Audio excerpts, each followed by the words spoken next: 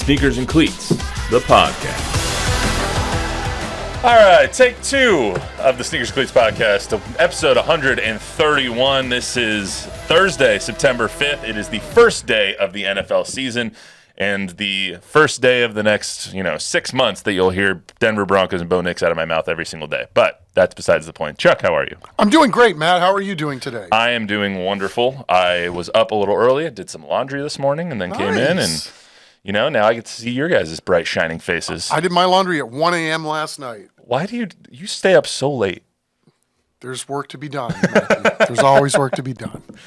We got a lot on tap for you today, but before we get started, I want to remind everyone, subscribe to our YouTube channel, News 4 and Fox SA. If you're so inclined, download, rate, review the podcast version of this as well. Get it posted a couple hours after we get off the set here, so it helps us out a lot if you give us a 5-star rating, rate reviews, give us feedback, whether it's positive or negative. Feedback is a gift, as fellow podcaster Chad Millman likes to say. So, Chuck Miketinac and I are going to talk about the UTSA Texas State showdown, the I-35 showdown, and their 6th iteration coming to us on Saturday at 3 o'clock. I'll be there. You, my friend, will be in Cleveland on Sunday when you go to the Dog Pound and see the Cowboys and the Browns play. We'll talk a lot about that, who wins, who covers, and lastly, we're going to make some predictions. It is the first day of the NFL season officially, so we got AFC, NFC, and I even did the awards just so I can be totally wrong. So we'll get to all those as well. Oh, you'll be in really good company, I can assure you that. And Chuck has a surprise that even surprised me, and I would just like to say right now, I did not influence his picks at all. He small picked sample size, all on his own. Small sample size, but and a preseason sample size. Yeah, right. We'll get the Cowboys win total. We'll get Texans win total. But first, I want to get to something fun. So the Kelsey mix, the Travis and Jason Kelsey cereal mix, they're mixing with Reese's Puffs, Cinnamon Toast Crunch, and Lucky Charms into one box. Chuck, are you a cereal guy? And second, would you eat this cereal? I would if I was 8 years old. But yeah, I was when I was a kid, but there's no way I would touch that stuff now. Have you seen what's in those boxes? And it all reads the same. Most of the stuff I can't pronounce, and most of them have, some sort of GMO in there. Like, no, I would not. No. Ignorance is bliss, my friend. Ignorance is bliss. And I'm sure it tastes amazing. That's why we ate it when we were 8 years old. I don't know about the combo of all those. Like Reese's Puffs, cinnamon. First of all, is it Reese's or Reese's? I say Reese's. But Reese's Puffs, Cinnamon Toast Crunch, and Lucky Charms. I feel like the combo, like the milk underneath would be like really, really convoluted, wouldn't it? It's the hairy buffalo. I don't know. Reese's sounds too close to... Pieces? You said it, not me.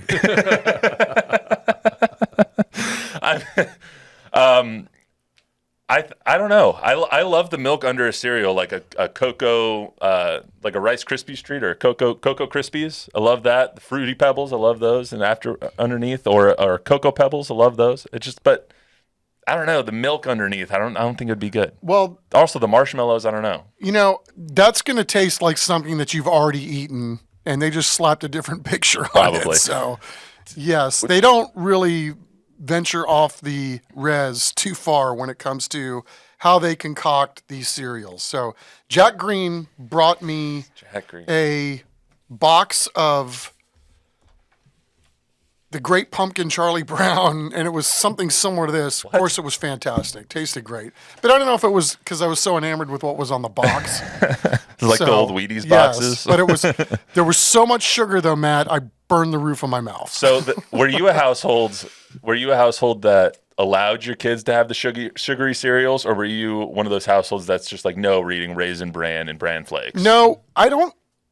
I think they were more like, my wife was really good at cooking them and making them breakfast. So there was some of that. We didn't say that you couldn't eat it, but I don't remember them all being horrible that for sugar you. high on it. Well, when I was a kid, we had some houses where it was like, I want to go to that person's house because I know their snack pantry is full and my mom's not looking, that kind of house. And then you have the other houses where it's like, we don't want to go to that house. They're going to make us eat broccoli, which I'm sure you've experienced as well. Yes, we had a pretty good variety at my house, although, my go-to was SpaghettiOs when I was a kid. Kraft mac and cheese was my mom's go-to. That was an elite level meal right there. All right, well, I just wanted to start off with some fun. I was listening to the New Heights podcast on my way over here, and I was like, I don't know, I got to ask Chuck about that. So anyway, let's start with some trivia. I got a harder trivia question for you today because I gave you too easy of one on Tuesday. So, with the Cowboy season starting this Sunday, I wanted to ask you, Dak Prescott will start his 9th Week 1 game on Sunday for the Cowboys.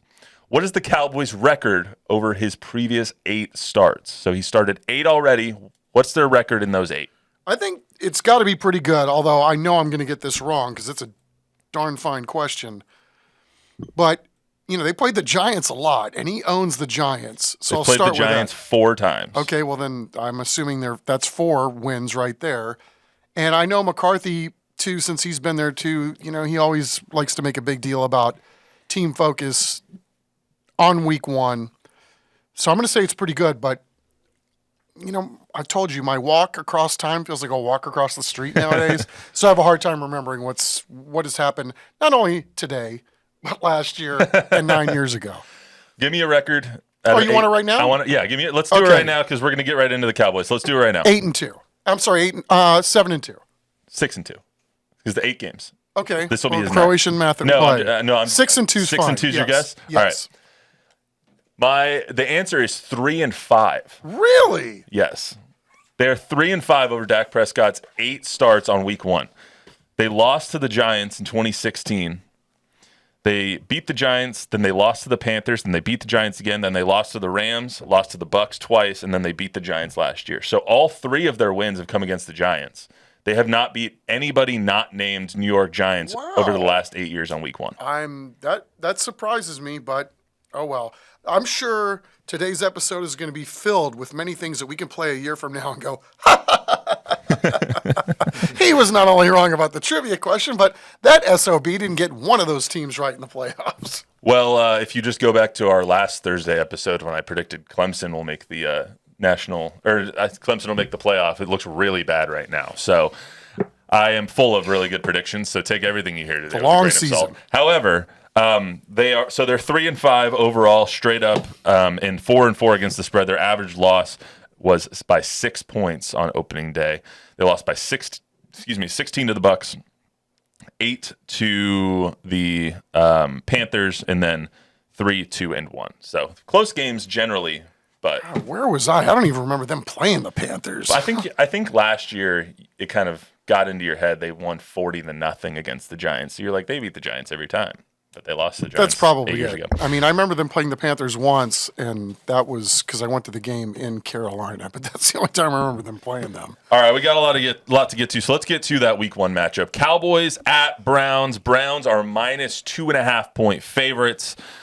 It's Sunday, 3:25, Huntington Bank Field, which it was news to me that's what it was called. Bob, did you know that that's what the Brown Stadium was now called, Huntington Bank Field? Yeah, they just changed it, yeah. Yeah, they had to go with field. They couldn't just say stadium because there already is a Yeah, there's like stadium. Cleveland Browns Stadium. It's Huntington Bank Field at Cleveland Browns Stadium or something like that. Well, I mean, there already is a Huntington Bank stadium is there? someplace else, yeah. Oh, so yeah, I had no idea. This is our resident Browns fan, Bob. Yeah. So he Guess what? I ain't calling it that. yeah, no, I'm just gonna call it the Dog Pound, and we're gonna go back. Right, that's exactly right. All right, so the over/under's 41. Chuck, to you, main storylines as we come into Week 1 for the Dallas Cowboys. Well, I think they're going to be tested up front, right? You've got 2 rookies, BB and Guyton, that are going to be starting first rookie offensive lineman duo, I think, since 2010 or 2011. Something like that. It's been a minute.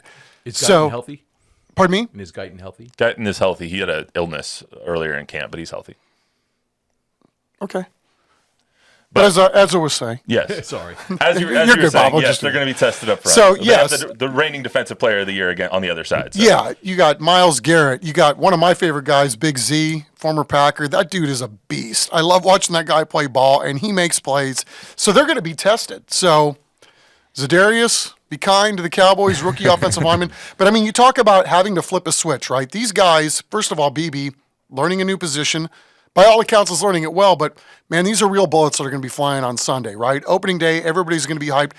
Guyton and BB are going to see things in their life in a speed in which they've never seen it before. So how quickly are they going to adapt to what's going on? A very tough test for the Cowboys in Week 1, but not one that I think is going to be, I wouldn't put this on a scale of 10 as it being a 10. I think it's a 7.5 to 8. This is a road game. Right. All road games in the NFL, usually tough, but they have enough talent, and they've been in games like this before where they should make a good accounting of themselves, and I'll be surprised if they don't. It's not an insurmountable game. It's not a game they can't win. I mean, they're only 2.5 point underdogs. Browns are a little banged up too. Browns are a little banged up, but you look at how, just using last year as a measuring stick, at how good this defense was at home. 13.9 points per game at home, the best of any unit in any stadium in the NFL. They had an 8-1 record at home. They had the best third down percentage at home on defense. They had the best defense by yardage in the NFL all of last year. They had the best passing defense in the NFL all of last year. You're not going up against scrubs, and you're going up against a defensive coordinator in Jim Schwartz, who knows Mike McCarthy in Dallas very well. He was the Eagles' defensive coordinator when they won the Super Bowl. He was a defensive coordinator there for 5 years. He knows them extremely well. He knows how Dak plays extremely well. So I don't think that the Cowboys are outmatched at all in this game, but it is a hell of a challenge to start off the season. No question. And, I think to your point, because they do have other guys in their defensive line, right? Mm-hmm. All three levels of their defense are really, really good. How much is CeeDee Lamb going to play? Is he going to be the CeeDee Lamb that we've all come to know and love and get paid like a rock star? Is he going to be that guy with only 2 weeks being with his fellow teammates?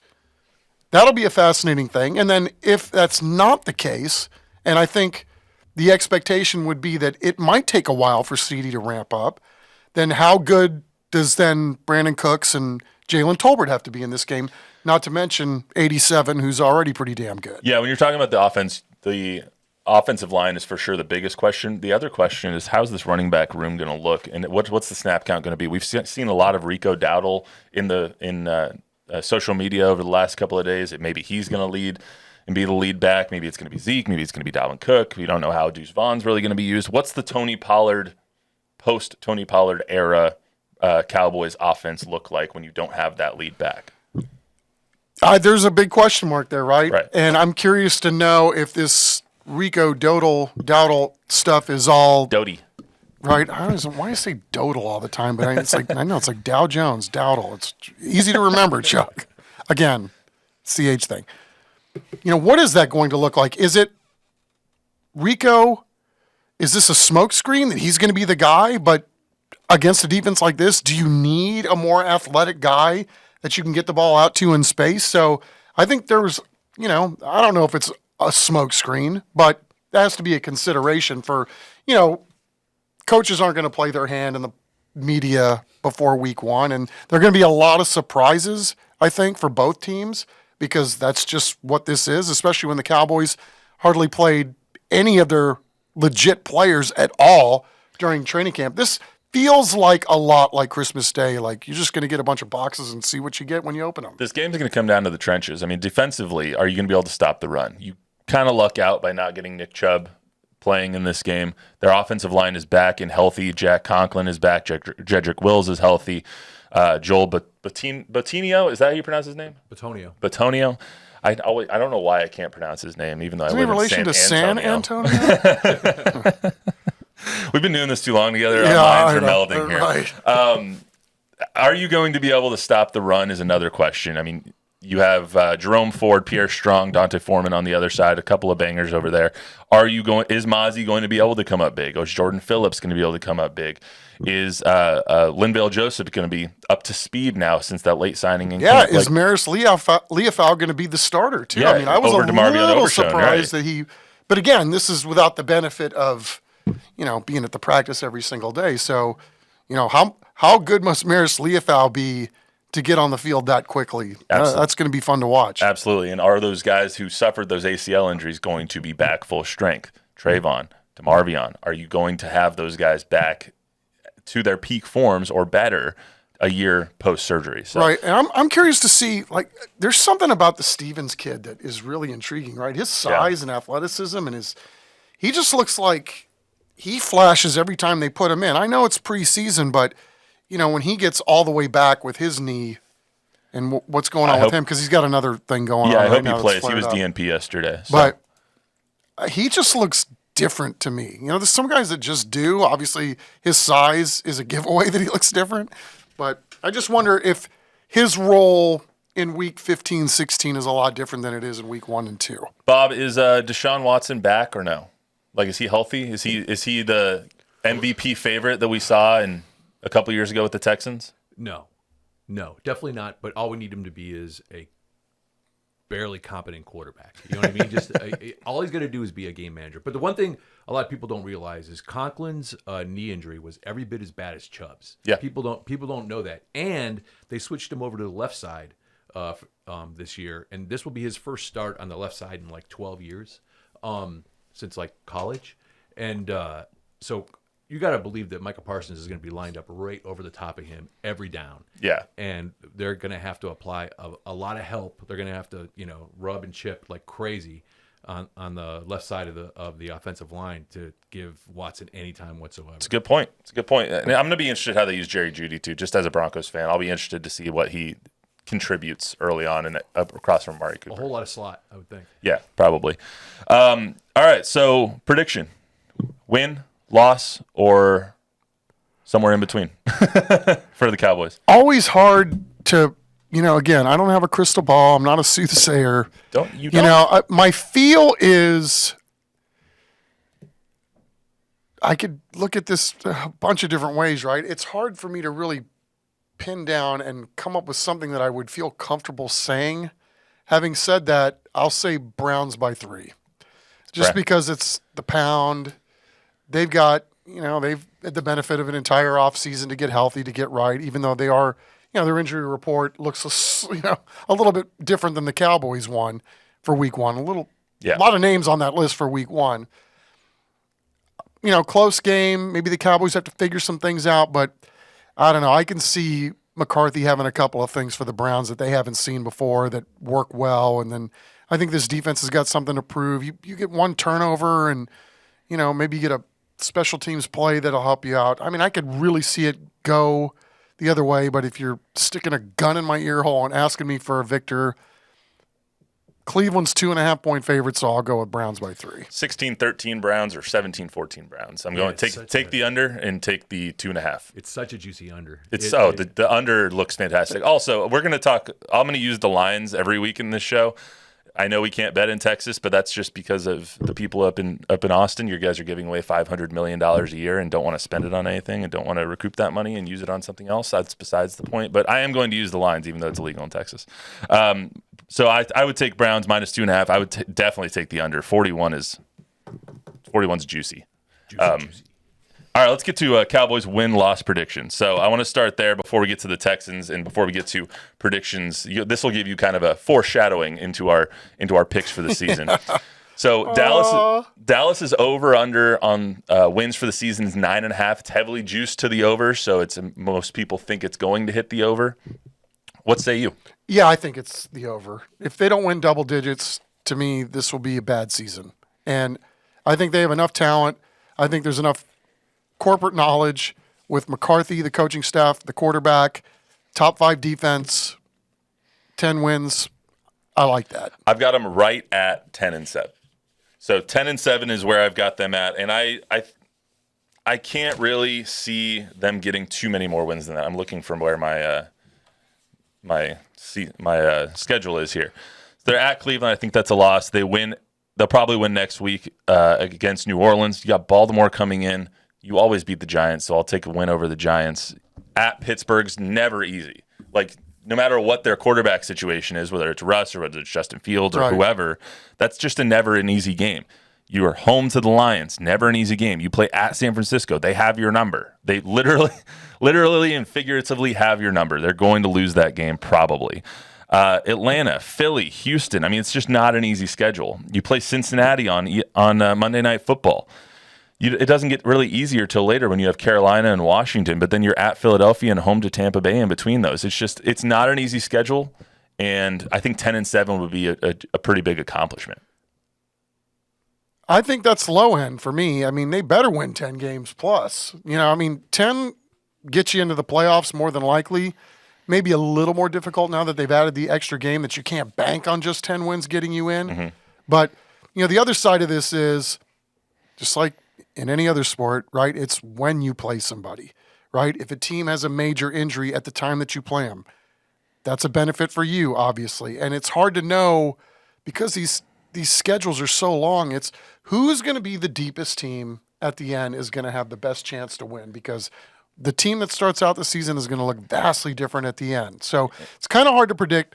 These teams, like the Cowboys, I mean, you win 12 games a year, you're going to be playing a playoff schedule the next year, which the league tries to make it harder on you to then keep making the playoffs. So, to that point, though, I don't see the Cowboys as a very deep team. So if you do suffer some injuries to your top end talent, that you're going to start falling by the wayside later on in the season. We don't know, right? But we really don't know because you're right. At this point, you don't know because you haven't seen, right? But that's not to say like. If we all think DeMarvion Overshown is a hell of a football player and really made a lot of plays last year before he got hurt, still working his way back from the knee injury, and he's your backup, I'm okay with that. Yeah. So in terms of just looking at that spot in terms of depth. That's 2 overs here. I got 10. He's got a little bit more than 10. And then as far as Houston goes, let's talk about the Houston Texans here for a second. Their win total is almost exactly the same.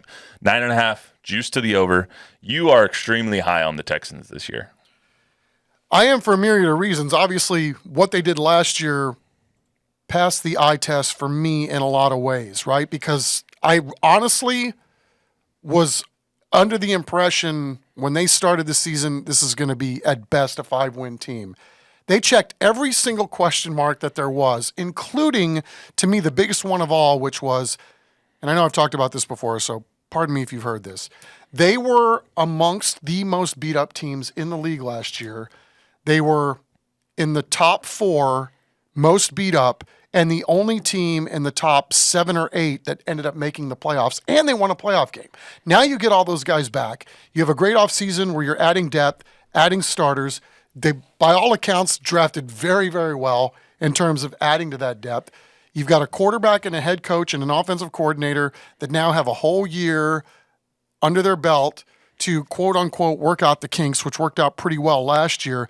Now you can expand the playbook. This is a gritty team. It's got depth. They've got playmakers on both sides of the ball. The receiving core is maybe the deepest in the entire NFL. They did a very good job juggling a mangled-up offensive line last year. I like what I hear from the head coach in terms of grit. I think these teams have a tendency to sometimes take on the personality of their head coach. And so if this team learns to play like D'Amico Ryans played with his communication skills with those guys, I don't think there's a damn thing that can stop these guys. I want to say period. The rest of the league be damned. I mean, there's not a team in the league to me that pops like them top to bottom, not even the Chiefs. I'm always hesitant to believe in a team that was great one year and then is expected to take the next leap. They came out of nowhere last year, and we just don't know. We don't know what a sophomore season looks like for C.J. Stroud. We don't know what a sophomore season looks like for D'Amico Ryans. And I feel like a lot of times, I don't have stats to back this up. It's just basically watching the NFL my whole life.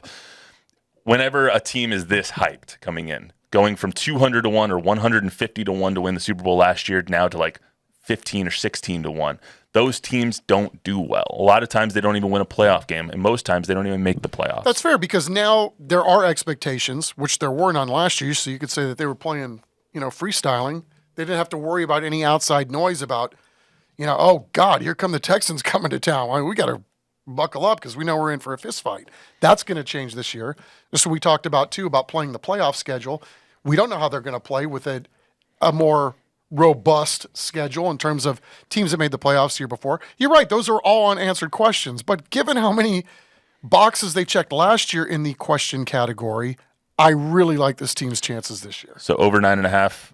100%. I'm taking them. Yep. I'm taking them exactly the same as the Cowboys, 10-7. I think Vegas is telling you what to think of this team, and 9.5 juice to the over tells you, okay, they might be a good team, but I don't know if they're a great team yet. So I'll take 10-7 for the Houston Texans. All right, let's get to our season-long predictions here. So, Chuck, do we have to? You are up first.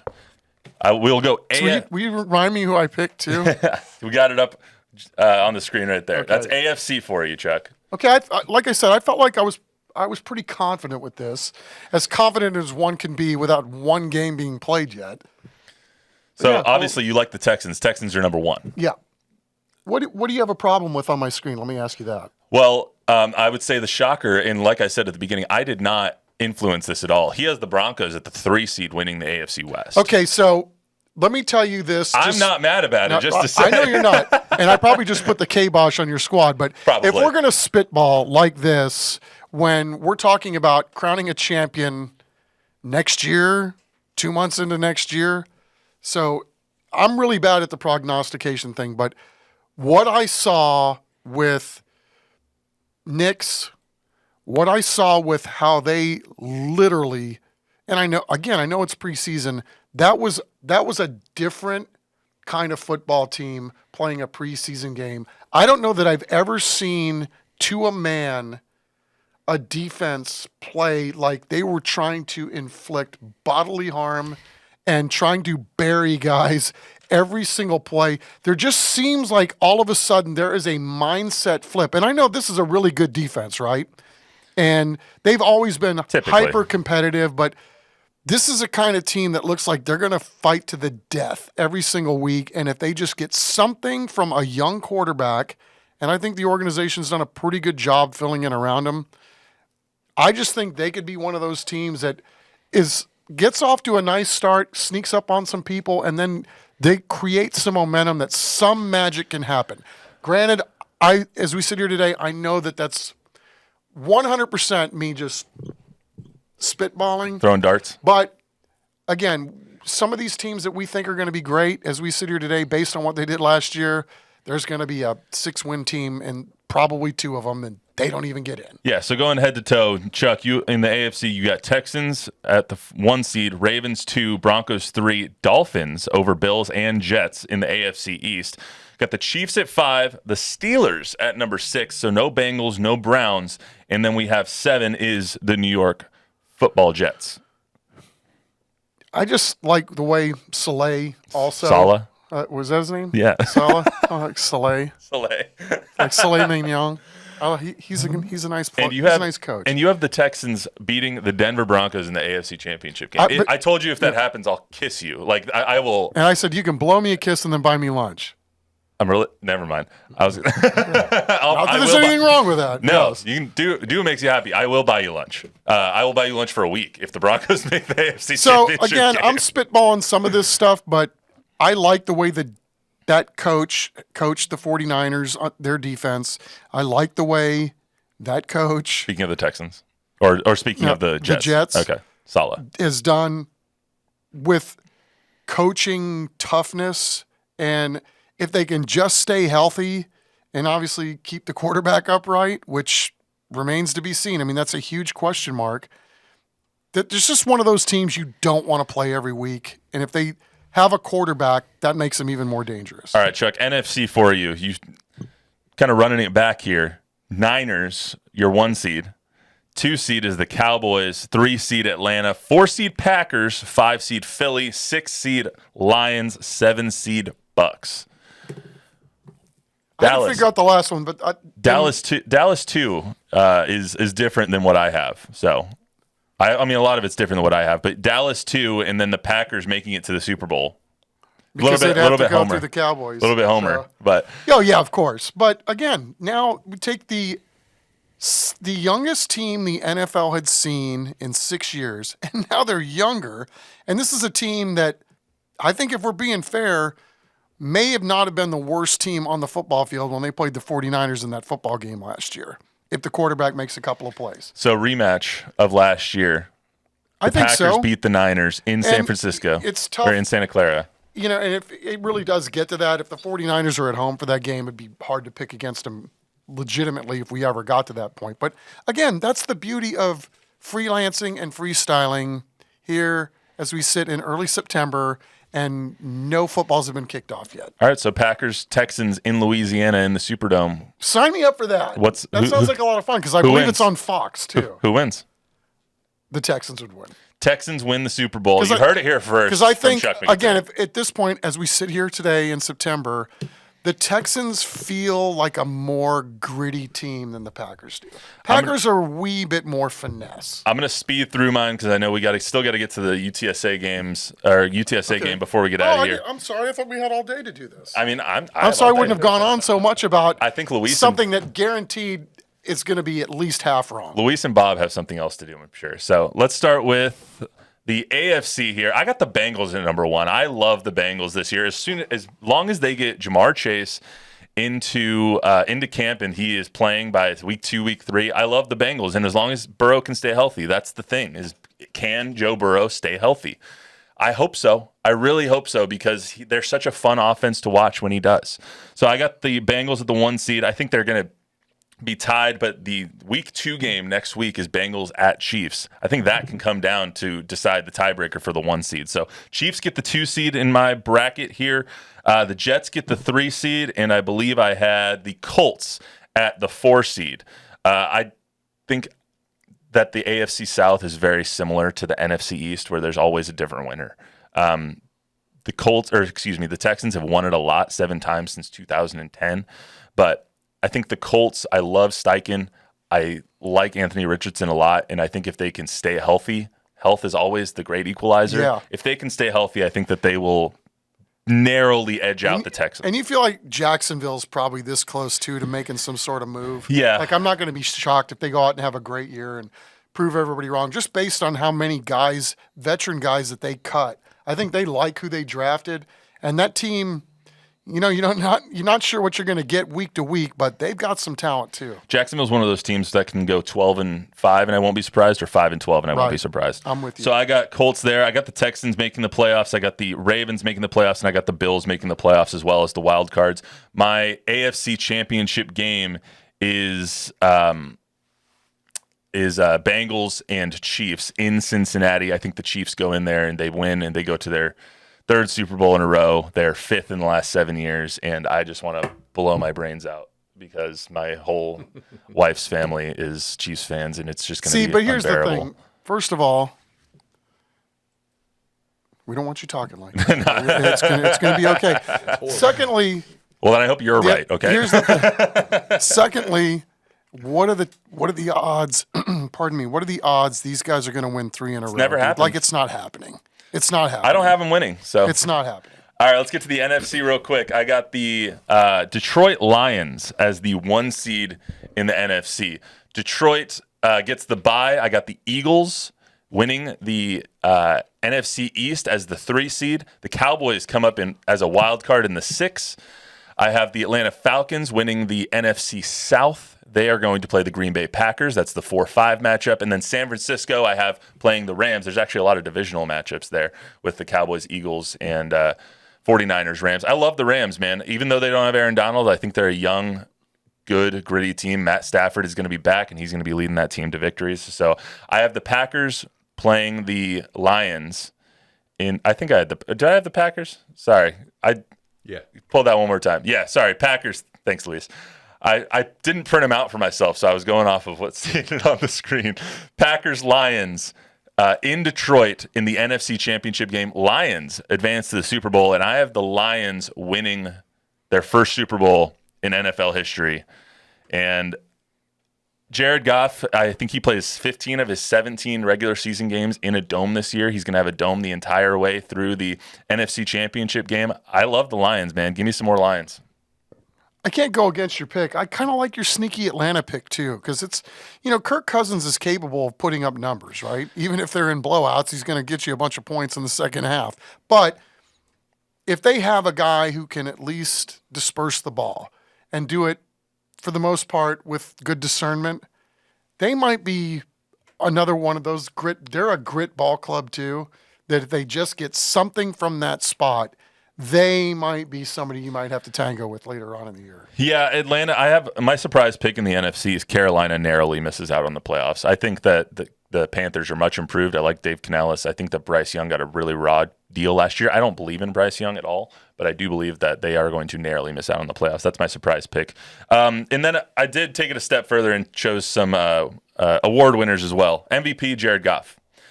Like I said, 15 of his 17 games are going to be in a dome, I believe, and the other ones aren't going to be in the bad weather. So I do believe Jared Goff will win the MVP and show the LA Rams what they missed out on. Dan Campbell got winning the Coach of the Year as they have the best record in the league. I have them going 13-4 this season. Micah Parsons getting the Defensive Player of the Year. He deserves it. He's due for one, honestly. He in this Mike Zimmer defense is going to be all over the field. I love it. I got to have one homer pick in there. Bo Nix being the Offensive Rookie of the Year. I think that he's in a great situation with Sean Payton, and I'm really excited to see how they play this year. Kamari Lassiter, the Houston Texans pick in the second round, going to be the Defensive Rookie of the Year. And then Comeback Player of the Year is really hard to decide because you have Aaron Rodgers, Joe Burrow, Anthony Richardson. You have a lot of quarterbacks coming back. I got Joe Burrow because I got them being the 1 seed in the AFC. So that's what I got. I can't wait till I'm wrong, like in 24 hours. And that's what it seemed like I was in the college football playoff. But that's what I got for the awards. Any qualms there, Chuck? None whatsoever. I have a hard time picking my nose, so don't ask me to make those kind of picks. I wasn't going to. Just stay with the teams. I wouldn't dare. All right, let's get to UTSA, Texas State. Obviously, I hope everyone has a wonderful football season, but slightly less wonderful than the Denver Broncos, please. UTSA playing Texas State this Saturday, 3 o'clock, the I-35 showdown, the 6th iteration. Has a lot of interesting facets to it, in my opinion. None more important, though, than the head coach connection between GJ Kinney and Jeff Traylor. And I pulled up a shot from Monday where Jeff kind of illustrates how close these two actually are. As far as my relationship with GJ, I think that's pretty well documented. I mean, he was my quarterback, and he's like a son to me in every sense of the word. We communicate very frequently, and I don't really talk to very many head coaches. I mean, but he's one that we talk to quite a bit. And I'm very happy for his success. It doesn't surprise me at all. I coached with him at SMU. I coached with him in Arkansas. I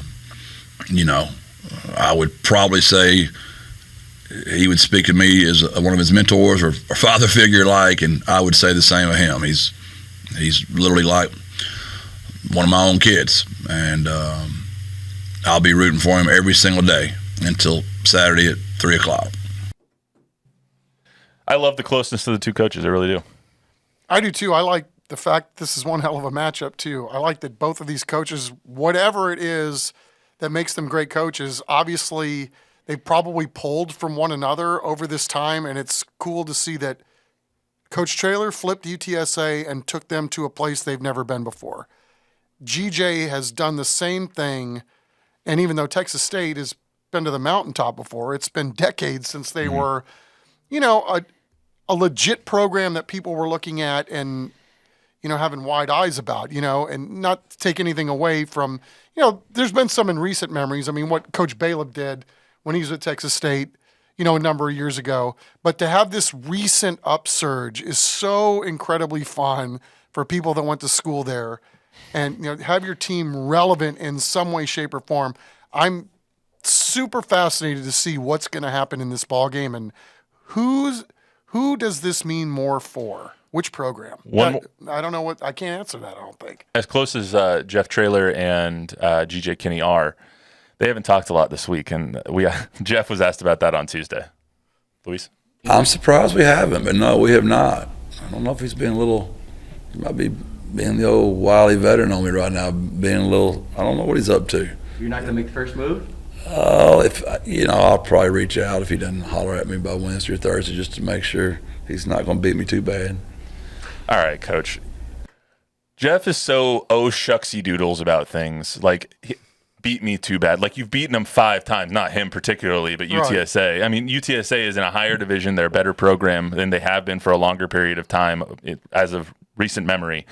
Like, you don't have to play it off like that. This is all just coach posturing. Yeah. It is, but I mean this is difficult because this game does mean a lot to both fan bases, right? But there's some real life elements between these two, and you've done a very good job of highlighting it. But I mean, when you talk about GJ playing for Jeff and the circumstances that led up to that, which was GJ's dad getting shot in the abdomen because of a parent that was pissed off at him.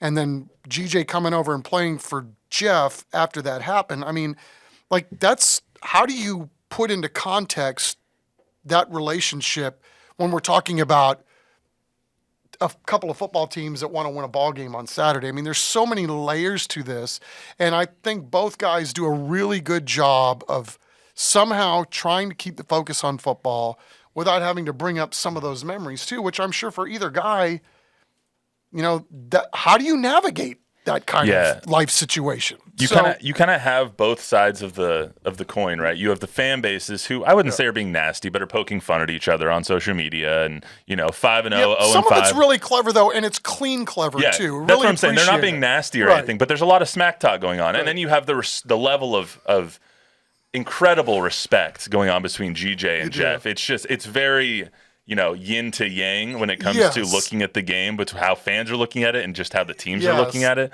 As far as on the field, UTSA has got to protect Owen McCown to win this game. Texas State was 18th last year in sacks across the entire nation, I believe, with 34. Penalties can't happen, but you're going to have to outscore this team. Obviously, you have to outscore a team to win, but you're going to really have to light it up on the scoreboard this week, and you can't do that if Owen McCown's running for his life. I think Texas State's quarterback was running for his life too, so I think there's some similar issues. But I think, the old adage about teams making the biggest leap between week 1 to week 2, both of these teams will be ready. I was astonished at how well Texas State ran the football. I mean, it was almost like they were trying to give nothing away in the passing game, but they didn't necessarily have to with as many guys that they had that had, so many great numbers in terms of yards per carry. Again, I'm just fascinated because I didn't think last year GJ could flip it like he did at UIW. He did. I was also shocked with how good UTSA was last year. And damn it, Texas State hung right with them. I mean, and, played the street brawl game, right? They matched the physicality. That was a tussle last year, one-score game that was close right up to the end. So with both programs, I think we both believe that they're going to be good this year. Let's see some explosions on Saturday for all the right reasons. Two guys that like each other getting after it. My guys against your guys. At the end, we'll hug at midfield and say, see you again next year, and let the best team win. Yeah, and I think the Texas State has a little bit of a, not detriment, but I know we're going a little long here. Sorry. We are. It's cold. Luis needs a sweater. We'll wrap it up here in a second. The Bobcats brought on a lot of transfers on defense. Obviously, you saw kind of some quirks of that last week against Lamar, allowing 27 points. It's going to take a little while for those guys to mesh. I don't know how that's going to look on Saturday. Are you going to need more time to mesh than a week and a half, 2 weeks?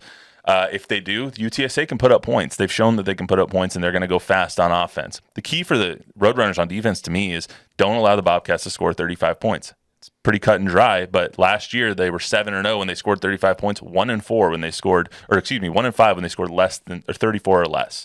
Can you stop this offense from scoring? Last year they did. 20-13 was the final. Can they do it again with a new quarterback? You got Jordan McLeod that comes in from James Madison. Yeah, he was their conference player of the year. Yeah, he was one of the best quarterbacks in college football last year. They led the Sun Belt in yards per game and points per game. Can you stop them? That's going to be something I'm gonna want to keep track of. So, who wins? Damn. Line is 9 is 1.5, 2.5 for Texas State. Texas State is favored. UTSA will almost certainly be the underdog in this game. That is, to me, the most surprising thing of this all. So what does Vegas know that we don't? But it feels like a trap game. I will say UTSA by 3. UTSA by 3. Yeah. And it special pains me to teams. say that because I love GJ, I love my school, but I'm just going to go with skins on the wall. All right. I think UTSA. A little further along than what Texas State is as we sit here before the ball game. I'll let you know differently if it flips the other way. One thing I know is that it's going to be a close game. I feel almost certain to say that it's going to be close. UTSA only plays close ball games. and not only that, I think in a lot of ways, because they got your squad coming in the week after. ASU, baby. But this is, in a lot of ways, this is going to feel like their Super Bowl. There will be many explosions in this game. And I would say that if you maybe not for the kids that aren't from around Texas and, some of the transfers, but we're probably looking forward to showing ASU what they can do more than they are UTSA. But for the Texas guys, and I think for GJ, this is literally Super Bowl I for them. This is going to be fun. I will not be surprised if either team wins, but Me neither. But I think UTSA has enough to pull it out. It's just going to be, can they play a clean game? And can they capitalize on the mistakes that Texas State will make? Because they've proven that they will make mistakes, whether that's turnovers or penalties. I think they had 90 penalties last year for like 900 yards. And yet still scored a gazillion points in the season. So it's going to be a really interesting weekend. It's going to be a really interesting game. Don and I will be back on Monday. I don't believe you'll be here because you'll be traveling back from Cleveland. So Don Harris and I will be back on Monday to talk about it. That's it for the Sneakers and Cleats podcast today. Remember to download, rate, review, subscribe, give us a 5-star rating. Post pictures of my predictions on your fridge because they're going to be 100% accurate, except I would love if Chuck's were more accurate in the AFC. We'll see you guys right back here on Monday.